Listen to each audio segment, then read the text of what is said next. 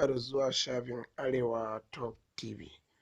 Domin samun dukkan shirye-shiryenmu wanda muke ɗaura, ku danna mana alamar subscribe, sannan kuma ku danna alamar ƙararrawa. Ku danna mana alamar like a duk tutorial namu, kuwa hakan yana ba mu ƙwarin gwiwa ne, shirye-shiryenmu yana burge ku.